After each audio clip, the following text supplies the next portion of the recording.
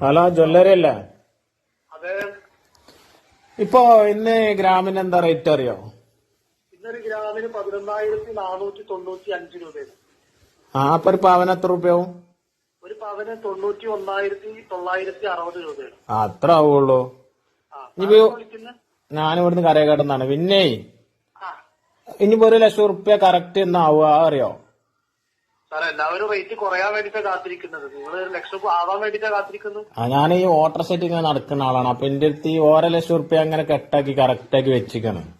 ആ അപ്പൊ ഇനി അവിടെ വന്നിട്ട് ഈ 999 പറഞ്ഞ ആടും കൂടി ചില്ലാരക്ക് നടക്കേണ്ടി വരും നിങ്ങള്.